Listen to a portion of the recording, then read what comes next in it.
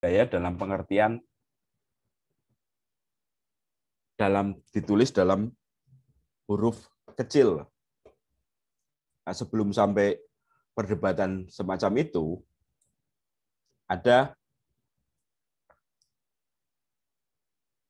pandangan tentang budaya yang menempatkan sebagai hal, sebagai sesuatu yang sangat istimewa, sangat elegan, dan ada di luar sana. Ini merujuk ke pandangan dua pemikir, Lea Fish, ini suami istri sebenarnya, tapi menulis bareng.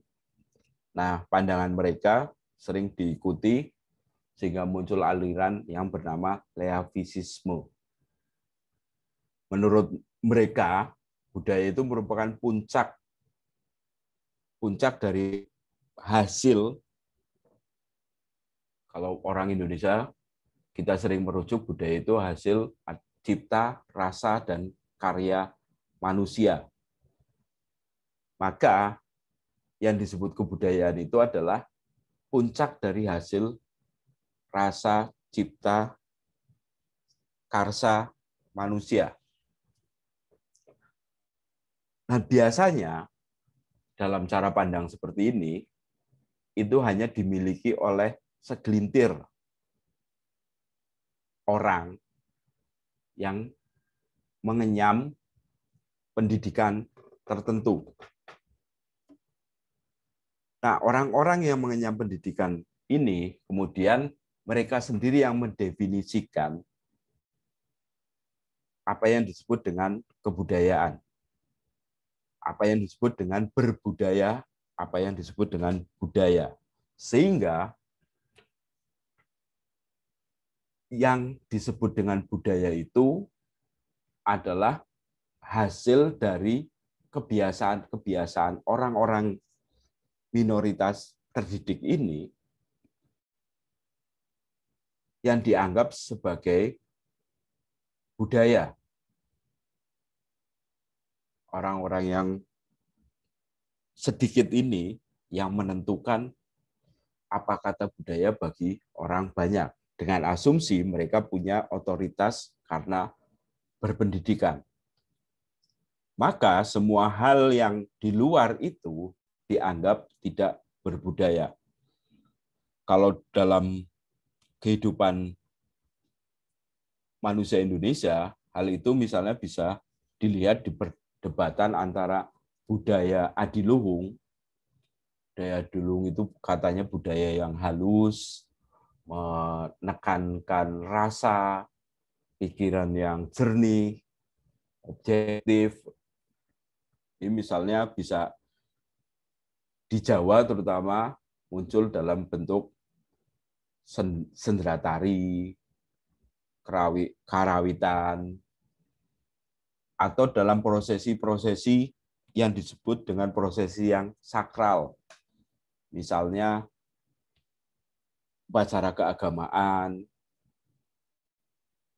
upacara pernikahan, itu disebut budaya tinggi. Bahkan pada nanti perbedaan antara bedanya sastra kesusastraan dengan yang bukan kesusastraan. Budaya yang kebiasaan-kebiasaan atau hasil seni yang dimiliki oleh orang banyak itu dianggap budaya yang rendah. Perdebatan yang muncul dari cara pandang Levisisme ini menghasilkan bahwa budaya tinggi ini lebih unggul dibandingkan budaya-budaya lainnya. Nah, karena sifat yang merasa dirinya lebih unggul ini, dalam kajian-kajian budaya, menjadikan kajian tentang budaya itu menjadi tidak berkembang. Kenapa? Karena hanya melulu yang disebut dengan berbudaya itu adalah mereka atau orang-orang yang memegang bahasa Jawanya mengugemi nilai-nilai yang disebut dengan kebudayaan tinggi. Dalam kajian budaya kemudian nanti ini dipakai dalam teori-teori postkolonial. Nanti Anda bisa menyambungkannya sendiri. Pandangan semacam itu akan mematikan analisis tentang kehidupan masyarakat-masyarakat yang di luar definisi budaya tinggi. Kalau kemarin teman-teman mengkaji tentang orientalisme itu kan ternyata orientalisme itu adalah buatan sarjana-sarjana barat yang mengatakan mereka itu lebih unggul daripada orang-orang lainnya, terutama negara-negara yang pernah dijajah oleh para sarjana, oleh negara-negara yang tempat para sarjana itu mendefinisikan tentang kebudayaan ini. Nah, ketika budaya-budaya yang disebut berbudaya itu adalah hasil definisi segelintir orang itu, maka kehidupan kesehari-harian itu dianggap tidak berbudaya. Tapi nyatanya dalam kehidupan sehari-hari, budaya itu muncul. Kenapa? Karena kalau Anda belajar sosiologi kan sudah tahu ya bagaimana terbentuknya sebuah norma, sebuah hukum. Itu kan dari hasil kebiasaan manusia yang kemudian disepakati. Sepakati itu kemudian menjadi pegangan bersama untuk menjalani kehidupan. Dan itulah bisa dikatakan budaya. Artinya setiap kelompok manusia itu punya cara masing-masing untuk menjalani kehidupan sehari-hari. Sosiologi sudah mengajarkan banyak hal bahwa yang namanya terbentuknya masyarakat itu adalah proses interaksi, hasil tindakan-tindakan manusia dari yang awalnya adalah menaklukkan alam untuk melangsungkan kehidupan dari awalnya mengolah tanah, kemudian hasil dari olahan itu mereka konsumsi, atau kemudian ketika mereka sudah punya bahan konsumsi, mereka perlu melakukan perburuan, kemudian manusia mulai menjinakkan anjing. Itu anjing kan hewan yang pertama kali didomestifikasikan ya, untuk memudahkan, membantu manusia dalam melakukan perburuan hewan demi kelangsungan hidup manusia tersebut. Kemudian setelah itu manusia sudah mulai mengumpulkan bahan-bahan biji-bijian yang bisa ditanam. Hasil kumpulan itu kemudian mereka tanam sendiri di tempat mereka menetap. Sejak itu muncullah namanya sebuah budaya pertanian. Dari hasil pertanian itu manusia perlu perjalanan, mulai menjinakkan kuda, dan seterusnya sampai peradaban kita sekarang. Anda bisa menyimaknya di banyak buku-buku tentang sejarah peradaban manusia. Nah, dalam konteks tindakan-tindakan manusia tadi, budaya itu adalah mereka yang melakukan tindakan-tindakan untuk memudahkan manusia untuk menjalani kehidupan. Di sana ada makna tentang kebudayaan. Artinya dalam budaya itu berarti menyiratkan seluruh rangkaian cara hidup. Itu makna umumnya. Dan pada satu titik ketika kebiasaan-kebiasaan itu dipelajari kemudian dirangkaikan, maka bentuknya adalah sebuah pengetahuan. Pengetahuan itu punya tata caranya menjadi sebuah ilmu pengetahuan. Kalau dalam masyarakat Indonesia itu kan ada istilah ilmu titen, dari mengamati kebiasaan-kebiasaan sehari-hari yang muncul, kemudian itu dikodifikasikan. Dikodifikasikan itu mungkin diingat, bahkan sampai nanti sampai bentuk tulisan, dan itu nanti disebarkan ke generasi berikutnya. Nah, dengan demikian, yang namanya budaya dalam B besar, yang dianut oleh para pemikir sarjana Barat yang melihat masyarakat-masyarakat lainnya itu menjadi rapuh dengan sendirinya. Ternyata budaya itu tidak semata ngomong tentang hal-hal yang sebagai puncak, tapi dunia keseharian itu juga adalah budaya. Nah, dalam pengertian bahwa budaya itu adalah ada dalam dunia keseharian, dan itu terus dijalani,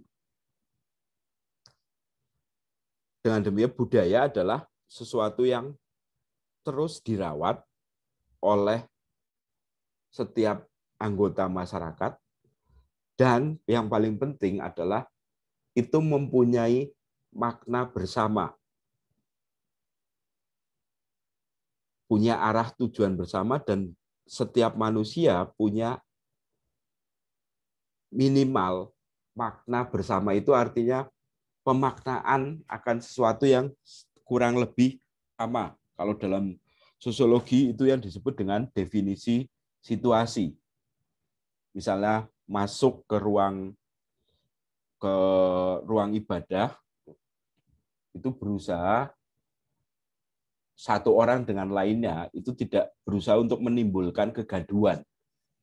Atau dalam agama Islam misalnya, ketika masuk masjid langgar, itu orang Indonesia akan melepas alas kaki tanpa dikomando, tanpa ada tulisan larangan di tempat ibadah tersebut. Orangnya akan masuk itu otomatis akan melepas alas kaki. Itu yang disebut dengan pemaknaan bersama, ada makna bersama yang dipegang oleh setiap anggota sebuah komunitas, masyarakat, civil society, dan seterusnya.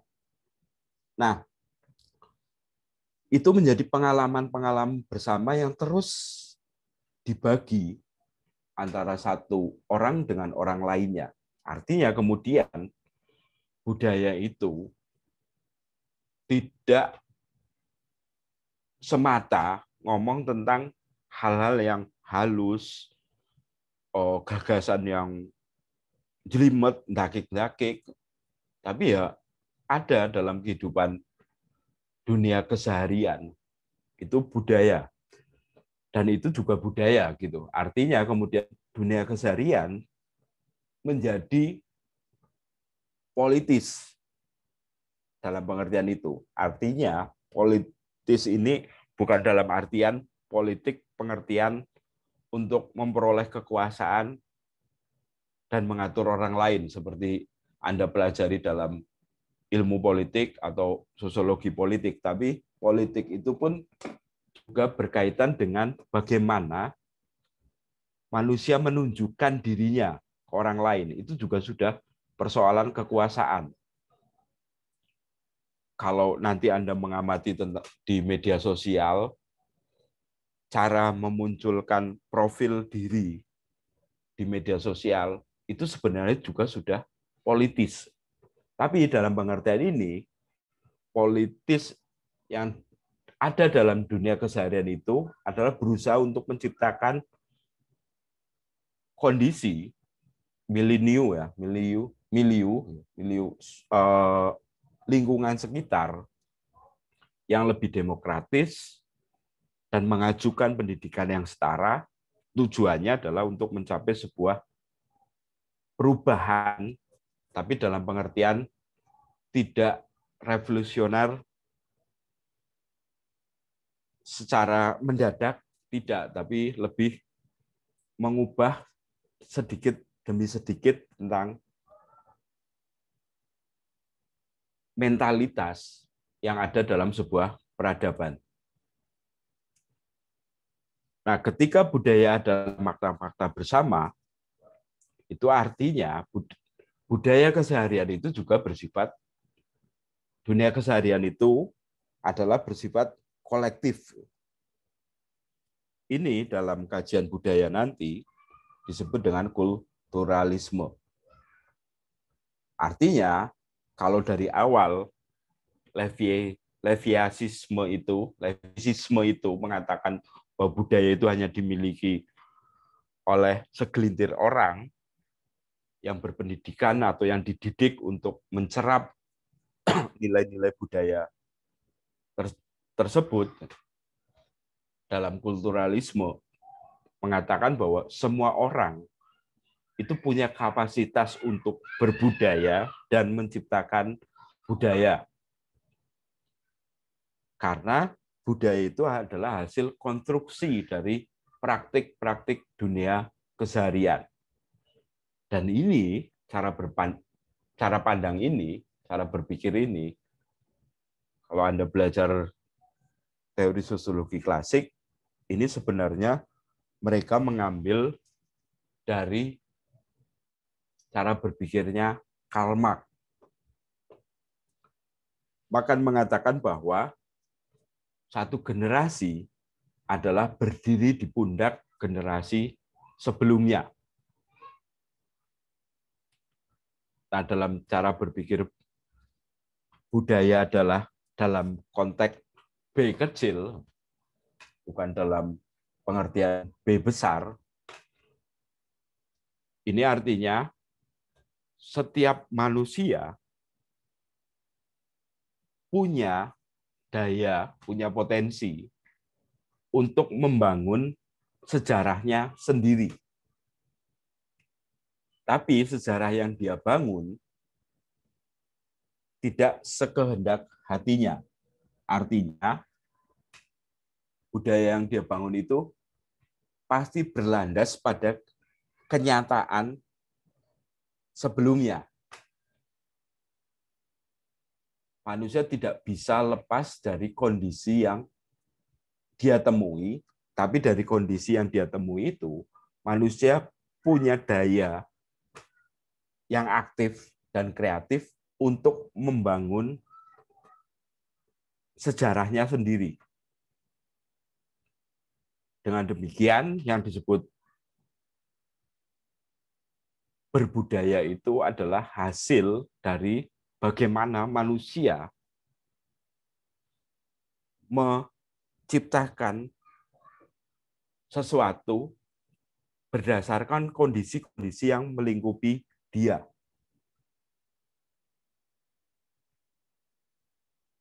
Maka kita menjadi tidak heran misalnya kalau Anda lahir di tepian pantai, dalam perkembangannya, suara Anda ketika berbicara akan cenderung volumenya lebih keras.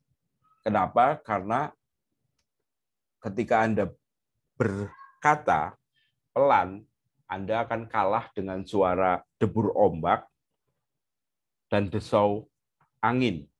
Maka suara Anda berusaha untuk lebih keras. Kemudian Anda mungkin akan lebih terbuka ketika ketemu orang lain, karena Anda kemungkinan sering bertemu dengan orang-orang baru. Tapi berbeda ketika Anda lahir di sebuah desa yang cenderung mengandalkan kehidupan lewat pertanian, kemungkinan tutur bahasa Anda akan lebih volumenya tidak terlalu keras karena di tengah pertanian itu relatif suara distraksi, gangguan dari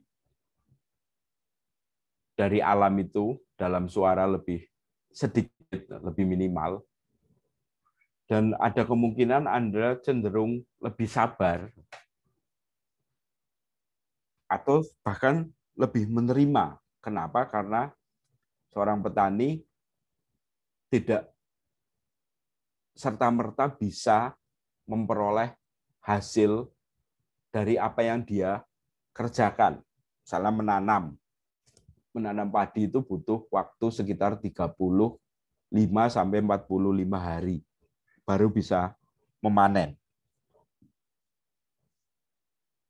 Maka seorang petani akan lebih sabar untuk menerimanya, menjalani sampai nanti ke panen. Itu yang disebut bahwa kondisi itu menentukan bagaimana manusia berkreasi untuk membuat sejarahnya sendiri. Makan dalam cara pandang Marx itu ngomong materi menentukan ide. Nah, demikian juga ketika orang-orang kajian budaya mengatakan bahwa dalam melihat budaya itu juga harus melihat kondisi yang ada di lingkungan sekitarnya. Nah, karena makna-makna itu adalah berdasarkan kondisi tertentu, maka ketika makna itu diterima oleh yang lainnya, ada proses produksi dan konsumsi makna. Dan menurut teori kebudayaan, dalam pengertian bahwa budaya itu tidak mesti ngomong capaian-capaian tertinggi dari peradaban manusia, itu ada sebuah proses yang berjalan tentang makna kehidupan sehari-hari. Mereka sering menyebutnya sebagai sirkuit kebudayaan. Apa itu sirkuit kebudayaan? Artinya bahwa pemaknaan akan kehidupan ini itu berdasarkan proses produksi akan makna. Produksi akan makna itu adalah proses misalnya tentang apapun ya, penemuan, kemudian fabrikasi, membuat dalam rangkaian seperti produk yang sudah dipabrikan, gitu. Terus reproduksi, kemudian mendistribusikan, memasarkannya, dan meyakinkan semua orang akan bekerja sesuai dengan apa yang dia kerjakan. Hasil produksi itu menghasilkan representasi.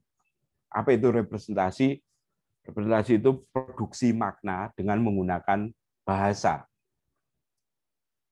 Nanti kita akan ketemu kajian-kajian tentang ini, tapi setidaknya prosesnya seperti itu. Representasi makna ini, kemudian representasi ini menghasilkan sebuah identitas bagi seseorang. Sehingga seorang tersebut merasa bahwa dan menganggap dirinya bahwa dia adalah bagian dari makna yang diproduksi itu. Dari proses itu kemudian setiap representasi dibaca ulang oleh setiap identitas, setiap orang untuk melabeli dirinya. Dan itu ada dalam dunia keseharian. Contoh gampangnya sampai tingkatan produk, misalnya telepon genggam, HP. Produksinya kayaknya dengan model apapun, ada proses fabrikasi, pembentukan dari membuat komponennya sampai kemudian sampai desain. Nah, HP ini ketika sudah jadi oleh pabriknya, diberikan makna tentang HP tersebut. Maknanya seperti apa? Lewat merek. Lewat merek HP. Misalnya kemudian merek itu diberi nama iPhone. Dari merek itu kemudian diwujudkan dalam bentuk simbol. Simbolnya adalah apel yang tergigit, yang sudah digigit. Nah, proses memberi makna kemudian membuat simbol itu adalah yang disebut dengan representasi. Itu diproduksi. Dan kemudian diwujudkan dalam bentuk reklame, iklan. Reklame iklan ini adalah salah satu bentuk teks.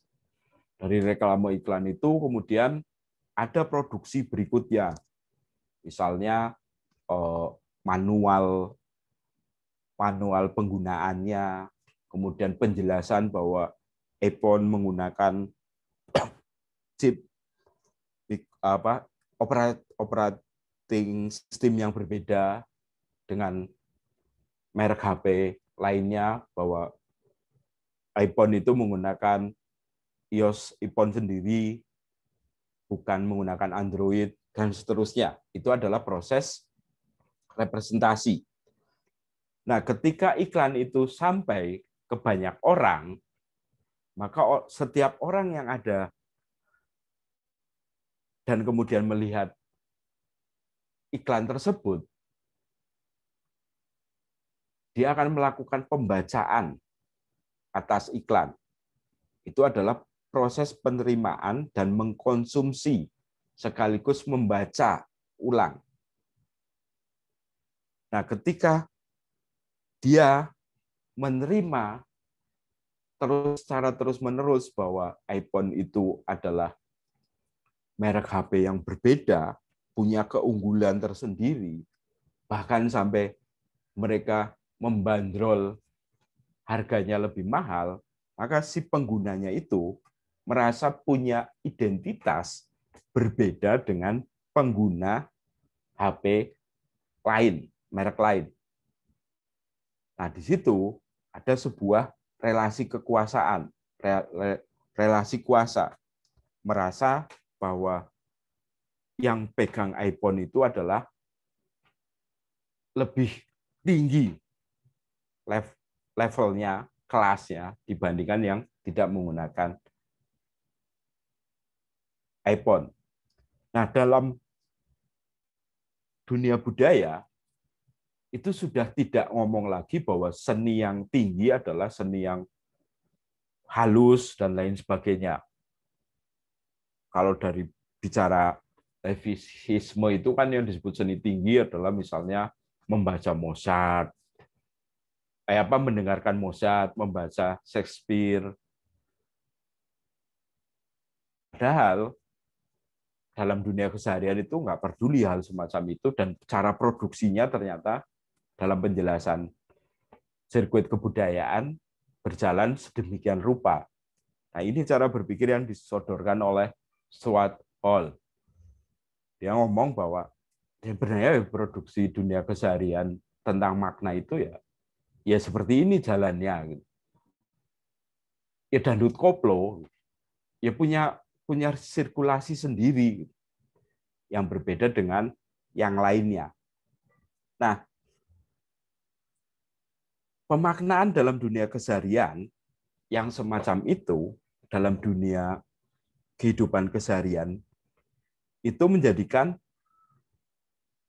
hidup ini adalah syarat makna, multi makna, dan setiap makna itu menghasilkan budaya-budaya tertentu. Dalam proses produksi makna tentang budaya itu, ternyata dalam perkembangannya ada relasi kuasa antara yang dominan dan ada yang subdominan. Pertanyaan kemudian adalah, siapa yang dominan itu? Ternyata ada sebuah sistem besar yang memetakan tentang makna-makna.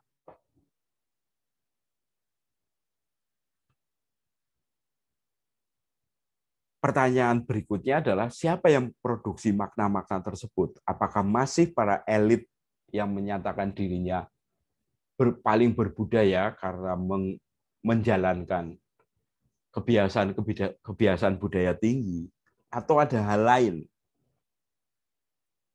Kemudian siapa yang mensirkulasikan makna-makna tersebut? Apakah ada kepentingan di sana? Nah, budaya dalam pengertian B kecil ini mulai menelisik tentang pertanyaan kekuasaan, pengetahuan, dan ideologi. Apa yang mereka ajukan tentang telisikan itu? Karena ternyata dalam produksi berikutnya tentang budaya yang kemudian dianut oleh banyak orang, yang disebut dengan budaya massa, budaya populer, gitu. Budaya itu artinya sudah tidak dalam rangkaian ada level ya, levelisasi bahasa itu ternyata budaya itu ternyata omong kosong belaka. Kalau nanti Anda ketemu dengan cara berpikirnya Bourdieu kan terlihat ya bahwa sebuah kelompok dominan itu berusaha untuk mempertahankan, mengatakan budaya mereka berbeda agar posisi dia itu tetap di posisi yang dominan. Demikian juga dalam proses sirkulasi tentang makna-makna yang ada dalam kehidupan dunia keseharian. Jadi dalam levelisasi budaya itu kan ada budaya tinggi, budaya rendah. Kemudian ada budaya di antara budaya tinggi dan rendah itu. Ada budaya yang produksinya massal. Ada, kalau yang anak-anak sekarang itu ya budaya-budaya popnya K-pop, atau yang level lainnya dangdut koplo, campur sari. Tapi pada titik itu bukan dicari mana budaya yang lebih baik atau lebih bagus. Persoalannya bukan di situ. Tapi ada kepentingan apa di balik maraknya budaya atau kebiasaan-kebiasaan yang muncul dalam budaya massa tersebut. Ini untuk mencari siapa sih sebenarnya sistem ekonomi yang sampai sekarang sifatnya eksploitatif tidak mungkin dapat ditinggalkan sedemikian rupa saja. Pasti ada, bukan proses yang serta-merta, tapi ada proses yang menciptakan situasi tertentu, dan situasi itu diambil keuntungannya oleh sebuah entitas tertentu, wujud tertentu, entah apa namanya. Nah, kalau kembali ke Marx itu kan ngomongnya kaum kapitalis. Tapi apakah seperti apa kaum kapitalis ini? Atau kemudian ketika para pekerja itu, buruh, pabrik, pegawai, dan lain sebagainya, bekerja mati-matian, tapi mereka juga sadar bahwa mereka itu dieksploitasi, namun dalam kenyataannya ya tidak juga ada perlawanan. Kenapa? Nah, itu ternyata persoalan ideologi di balik itu. Ada sebuah ideologi. Sistem yang kita jalani sekarang ini ternyata ada sebuah sistem representasi yang menjadikan apa yang kita hadapi itu sebagai sebuah kenyataan yang dianggap paling benar. Ada proses untuk mengatakan bahwa praktik-praktik kita sebagai manusia dalam peradaban ini, dalam menjalani kehidupan itu, dianggap sebagai sebuah, ya selayaknya harus seperti ini. Karena ada proses pemanggilan kita sebagai subjek. Ideologi itu sifatnya kemudian adalah menginterpelasi, memanggil, ya, menyapa kita.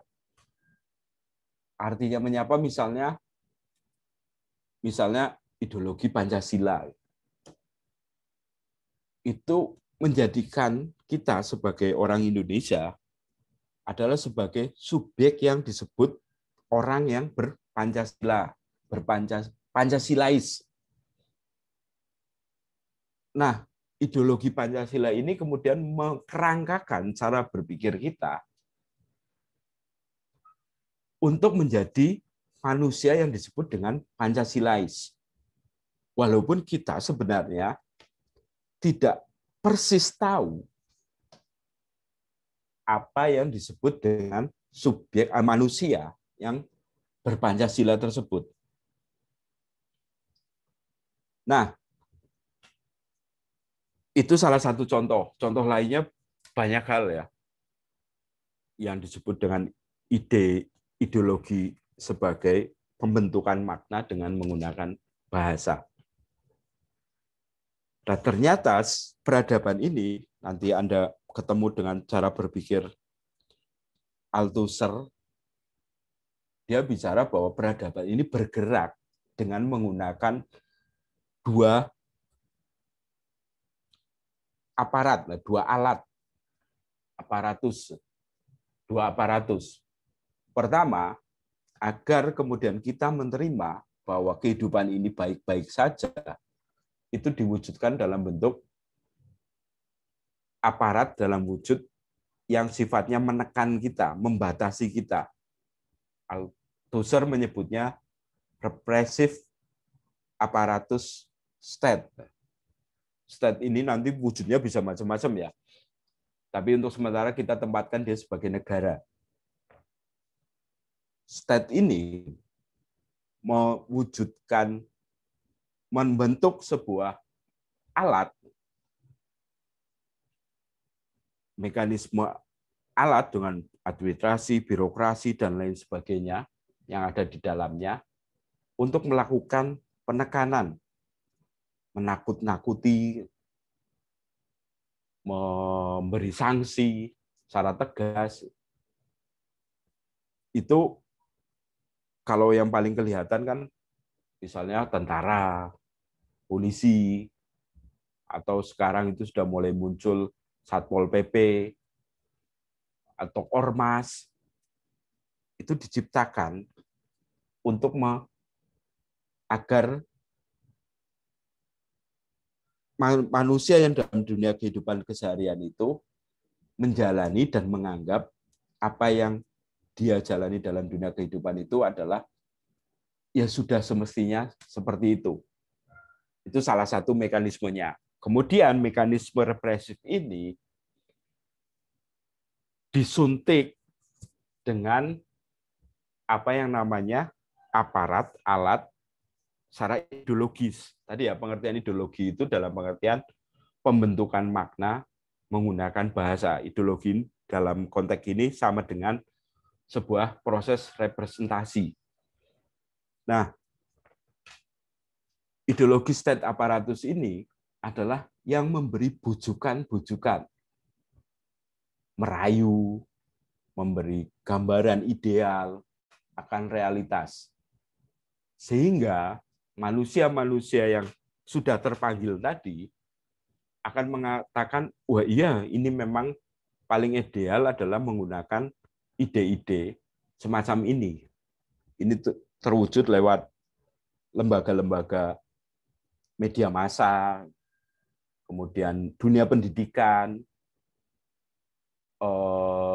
lembaga agama. Kalau dunia pendidikan sekarang ini kan kelihatan bagaimana membujuk dan sekaligus merepresi manusia-manusia yang ada di peradaban ini. Kalau di Indonesia misalnya, itu kan ideologi yang sering dimunculkan adalah bekerja, sekolah, dapat ijazah, kemudian bekerja. Terus semacam itu. Tapi hakikat sekolahnya, bagaimana memperoleh pendidikan, itu tidak pernah ada perdebatan yang serius.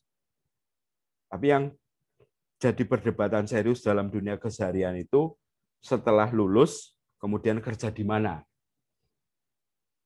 Kerja di mana ini ngomong kemudian gaji dan lain sebagainya. Nah, itu terus didengungkan demikian rupa dalam dunia pendidikan, kemudian diwujudkan dalam banyak hal mekanismenya. Itu adalah sebuah proses bagaimana peradaban ini berjalan. Ternyata dalam proses pemaknaan itu ada ideologi yang dimainkan. Althusser menyebut dengan dua cara ideologi itu dijalankan.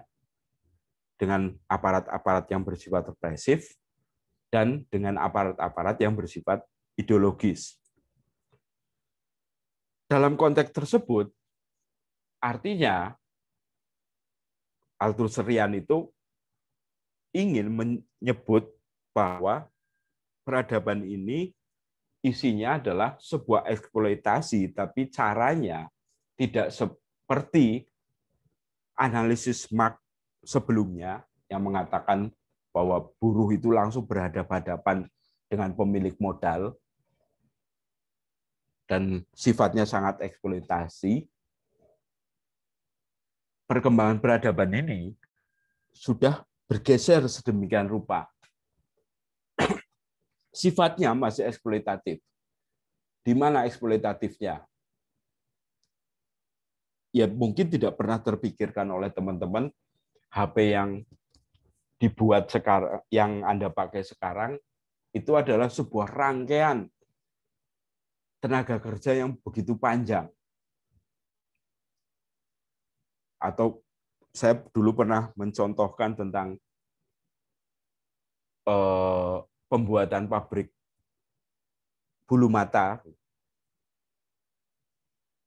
Bulu mata kalau di sekitar kampus itu nanti Anda bisa menyimaknya mengamatinya di Kabupaten Purbalingga. Pabrik hidup itu atau bulu mata ini ketika sudah sampai di mall, kemudian dikonsumsi, dibeli oleh Syahrini, mudah-mudahan semua kenal tentang Syahrini ini ya. Nah, Syahrini membeli sepasang bulu mata untuk matanya dia itu harganya 25 juta. Itu diproduksi di mana bulu mata itu? Di Purbalingga, di sekitar Kalimanah, dan seterusnya. Nah, bulu mata itu dibuat oleh buruh pengrajin idep itu satu pasangnya itu cuma 25 perak. Tapi ketika dipakai Syahrini menjadi 25 juta. Ada kelipatan yang demikian dahsyat untuk hanya satu pasang bulu mata. Apa yang terjadi di sana? Ada proses eksploitasi manusia atas manusia. Tapi yang dilakukan media itu tidak pernah menjelaskan bulu mata yang dipakai oleh sang artis tersebut itu diproduksi di mana. Bagaimana rantai pemasarannya? Itu tidak pernah. Malahan kemudian melakukan pembandingan bulu mata produk merek lainnya. Apa yang muncul di sana? Adalah pemaknaan bahwa kehidupan ya berjalannya memang harus seperti itu. Nah, media sebagai ideologi aparatus state itu, sebagai aparatus ideologi tersebut, melakukan pembiasan sehingga manusia dalam dunia kehidupan keseharian itu menganggap apa yang dilakukan sang artis itu adalah ya sudah selayaknya seperti itu. Padahal belum tentu. Jangan-jangan itu adalah hal yang lainnya. Nah, Althusser mau menunjukkan bahwa peradaban ini jalannya seperti itu. Nah, cara berpikir Althusser ini memang ada satu titik yang seolah-olah bahwa ideologi itu hanya satu dan berjalan secara masif. Padahal ada hal lainnya, misalnya, oke, bulu mata. Tapi manusia kebanyakan pun bisa memakai bulu mata yang harganya tidak semahal apa yang dikenakan si artis yang tadi kita sebut. Tapi bisa mencari yang bulu mata harganya cuma sepasang 15.000. Bisa. Nah, itu juga yang mengkonsumsi itu juga banyak, terutama produk-produk kecantikan ya, teman-teman. Maka munculkan istilah KW gitu. Kualitas nomor sekian. Nah, artinya kemudian ideologi itu tidak bersifat tunggal seperti dalam pandangan Althusser. Walaupun Althusser membantu bahwa jalannya peradaban itu ternyata ada dua aparatus yang bergerak secara berbarengan untuk menciptakan sebuah keadaan bahwa dunia ini adalah baik-baik saja. Nah, di sisi lain ada seorang pemikir yang bernama Antonio Gramsci yang mengatakan bahwa dalam proses ideologisasi itu banyak ragam makna yang bergerak dan banyak beragam ideologi yang juga bersaing. Cuma mereka yang dominan itu akan merasa lebih dianggap, yang dominan itu akan dianggap oleh lebih banyak orang itu lebih baik. Berarti yang menganggap lebih baik itu adalah mereka sadar dengan sepenuhnya. Kalau Althusser kan masih ada nuansa, ada represinya, ada ditekannya. Tapi dalam Gramscian ngomong, ya mereka menjalaninya dengan sadar. Apa itu dengan sadar? Ya kembali lagi ke contoh iPhone tadi. Orang yang berpayah-payah membeli iPhone itu sadar bahwa ya iPhone harganya mahal, maka karena mahal, saya uangnya tidak terlalu banyak, saya siap untuk berpuasa. Ya itu sadar gitu loh. Dengan kesadaran semacam itu artinya peradaban ini dijalankan dengan cara agar setiap manusia yang menjalaninya menganggap dunia ini yang berjalan memang semestinya semacam itu. Apa yang terjadi kemudian? Ya sifatnya masih eksploitatif, tapi cara menginjeksikan tentang makna itu sudah bersalin rupa. Ada sebuah ideologi yang disepakati bahwa itulah yang harusnya semestinya berjalan. Maka dengan demikian ideologi ini mengungkung cara berpikir seorang manusia, dan seorang manusia itu menganggap bahwa apa yang dijalani adalah dia yang paling benar. Itu yang disebut dengan hegemoni. Hegemoni artinya kemudian adalah persetujuan sadar seorang subjek, seorang manusia atas kondisi yang sedang dijalaninya. Walaupun bisa jadi kondisi yang dijalani itu tidak semestinya harus dia jalani.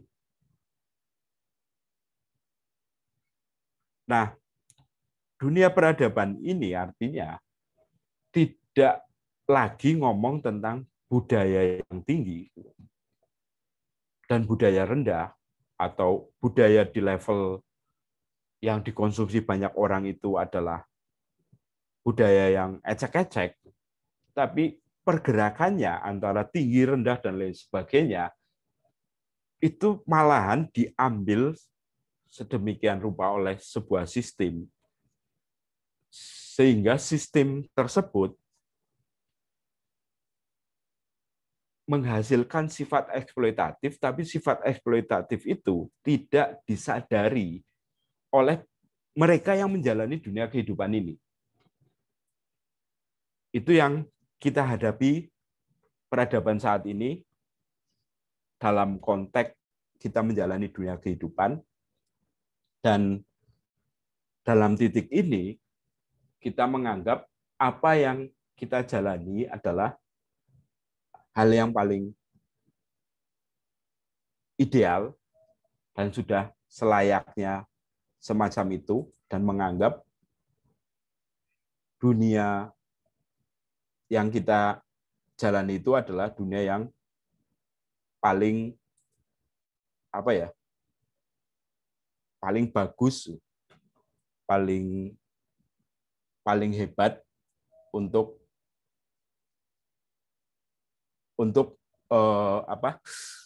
untuk bagaimana kita menjalani dunia kehidupan ini. Sampai sini silakan kalau ada yang mau respon, mengajukan pertanyaan, bantahan, atau lainnya. Dipersilahkan.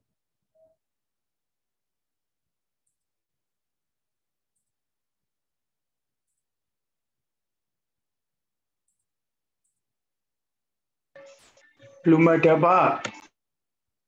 Belum ada. Baik. Kita lanjutkan sebentar. Nah, dalam dunia kehidupan kita yang kita jalani ini, Althusser ngomong bahwa ideologi itu diinjeksikan ke kita dengan cara dua alat tadi, dua model tadi. Kemudian Gramsci ngomong bahwa injeksi itu tidak serta-merta dipaksakan, tapi memang yang menjalaninya itu sadar bahwa ya harusnya jalannya seperti itu. Nah, dalam proses ini artinya semua budaya itu tidak ada yang dominan. Tapi dalam budaya tidak ada yang dominan tersebut, ada satu budaya yang dianggap sebagai paling utama atau budaya dominan. Nah, di antara budaya dominan itu ada proses menjadikan manusia dengan serta-merta untuk melakukan dengan sadar bahwa ya memang harus seperti itu.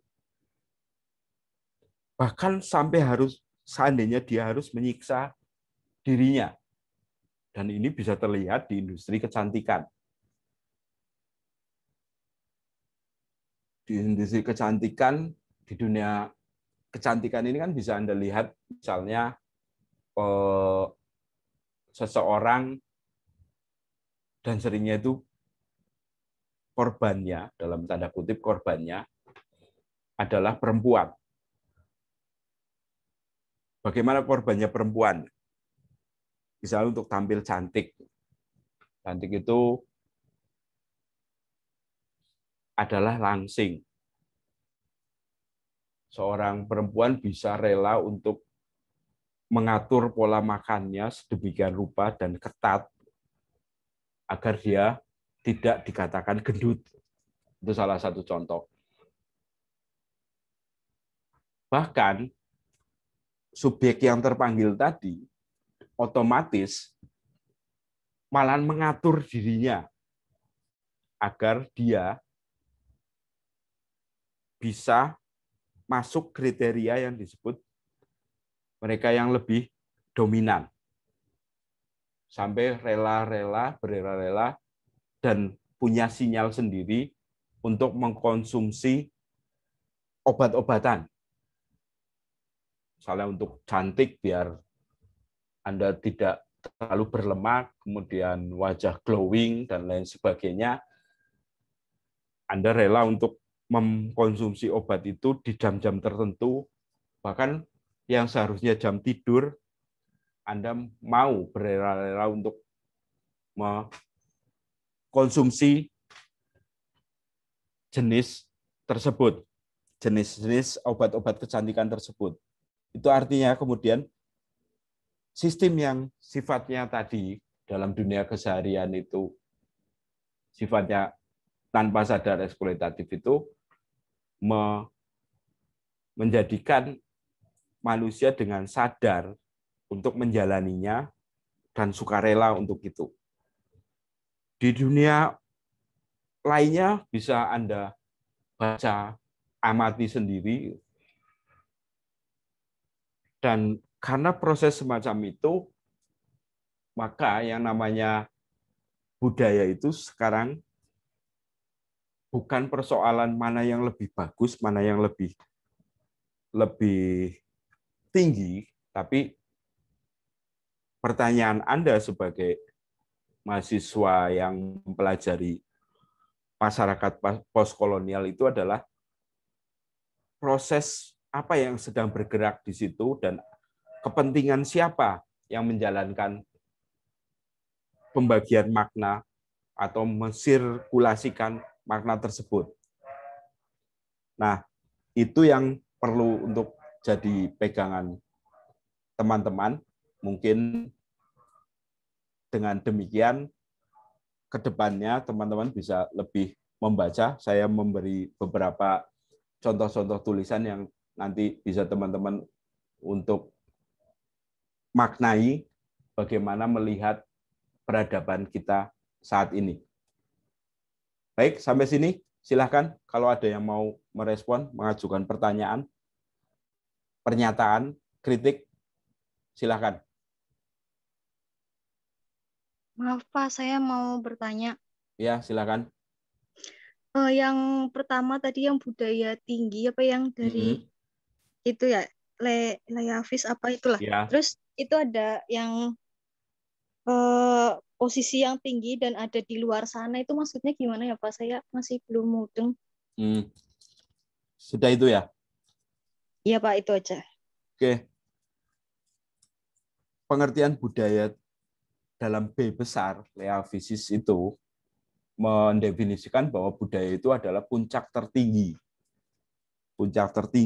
dari bahasa gampangannya hasil cipta rasa karsa manusia. Maka mereka menentukan yang disebut budaya dalam B besar itu.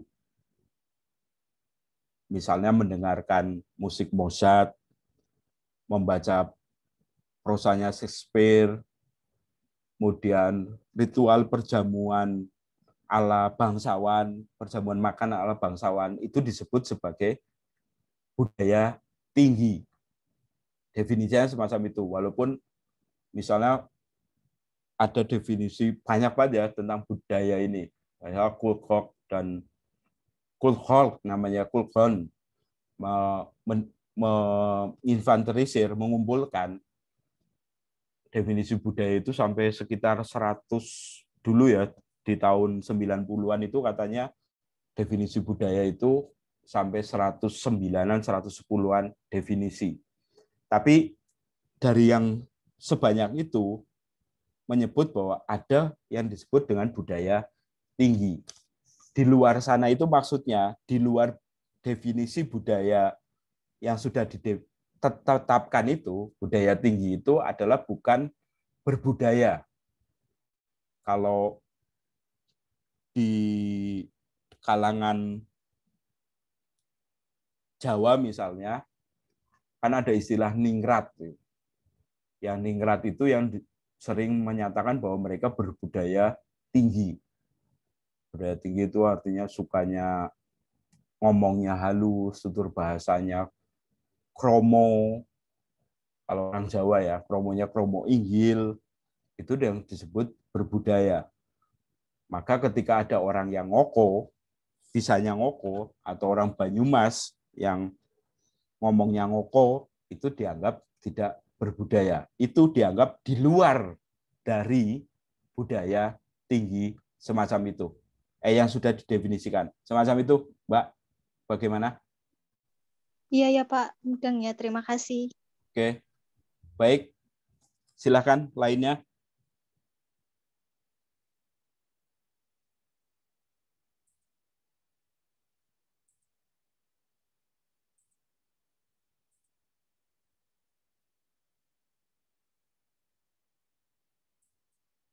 Ayo, silakan.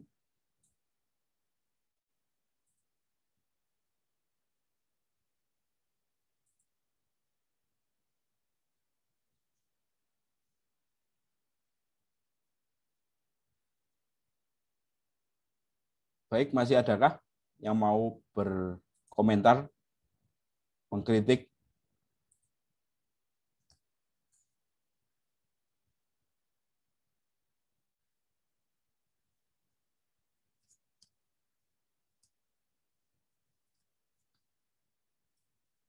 Dipersilahkan, masih terbuka lebar.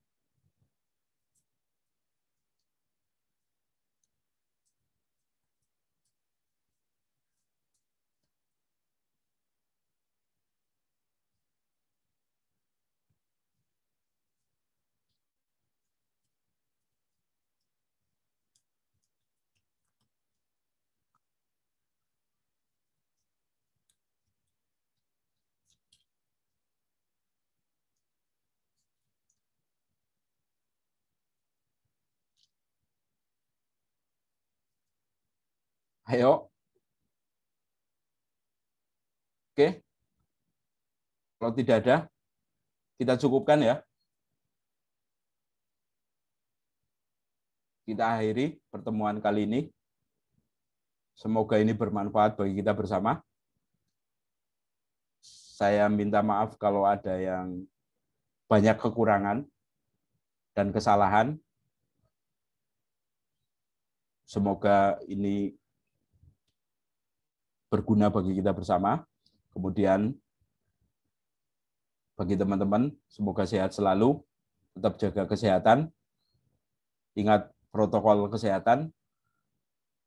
Dan terakhir dari saya, wassalamualaikum warahmatullahi wabarakatuh. Waalaikumsalam warahmatullahi Wabarakatuh. Terima kasih Pak. Terima kasih. Waalaikumsalam warahmatullahi wabarakatuh. Terima kasih Pak. Tuh.